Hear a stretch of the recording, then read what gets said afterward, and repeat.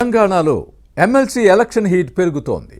మార్చిలో ఎన్నిక జరిగే వరంగల్, ఖమ్మం, నల్లగొండ టీచర్ ఎమ్మెల్సీ సీటుకు బీజేపీ తమ అభ్యర్థిని ప్రకటించింది.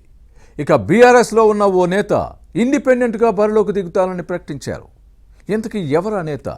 ఆ ప్రకటన వెనుక ఉన్న ఆంతర్యం ఏంటి? కారు పార్టీ నుంచి పోటీ చేస్తే ఓట్లు రావని భావిస్తున్నారా, లేక అధికార కాంగ్రెస్లో చేరి పోటీ చేసే ప్లాన్లో ఉన్నారా? పూర్తి వివరాలు ఇప్పుడు చూద్దాం.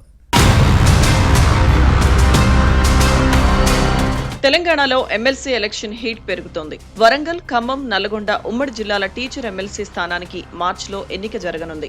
బీజేపీ తమ అభ్యర్థిగా పులి సర్వోత్తం రెడ్డి పేరును ప్రకటించింది.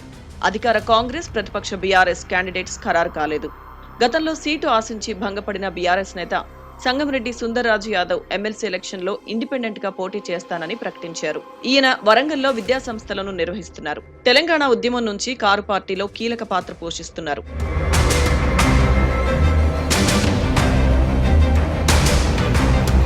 ప్రత్యేక రాష్ట్ర ఆవిర్భావం తర్వాత జరిగిన వరంగల్, ఖమ్మం, నల్గొండ జిల్లా పట్టభద్రుల ఎమ్మెల్సీ ఎన్నికల్లో పోటీ చేయాలనుకున్నా టికెట్ దక్కలేదు. దీంతో మనస్తాపానికి గురైన సుందర్రాజు యాదవ్ ను పార్టీ నాయకత్వం బుజ్జగించింది.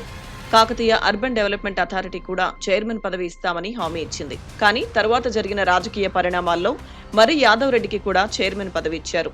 దీంతో సుందర్రాజ్ నారాజయ్యారు. ఈ పరిణామంతో కంగుతిన్న గులాబీ పార్టీ అధిష్టానం టీచర్ ఎమ్మెల్సీగా అవకాశం ఇస్తామని శాంతింపజేసింది. కేసీఆర్ పాలన చివరి ఏడాది కూడా చైర్మన్ పదవి అప్పగించింది. 2023 ఎన్నికల్లో బీఆర్ఎస్ ఓడిపోవడంతో 2 ఏళ్ల పదవీ కాలాన్ని ఏడాదితోనే ముగించాల్సి వచ్చింది.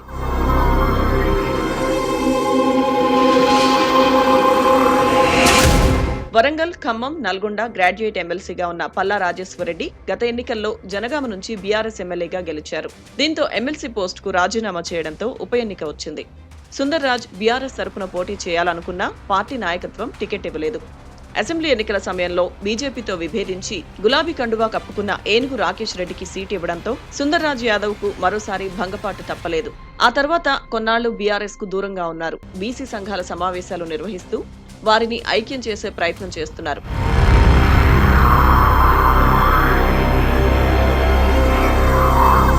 ఇప్పుడు వచ్చిన టీచర్ ఎమ్మెల్సీ ఎన్నికల్లో ఇండిపెండెంట్ గా పోటీ చేయాలని నిర్ణయించుకున్నారు. బీఆర్ఎస్ లోనే ఉన్నా పార్టీ తరపున పోటీకి ఆసక్తి చూపడం లేదు. ప్రతిపక్షంలో ఉన్న కారు పార్టీకి ఓట్లు పడతాయో లేదో అన్న అనుమానాలున్నాయి. అందుకే ఇండిపెండెంట్ గా పోటీ చేస్తానని సుందర్రాజ్ ప్రకటించినప్పటికీ కాంగ్రెస్ లో చేరొచ్చని ప్రచారం జరుగుతోంది.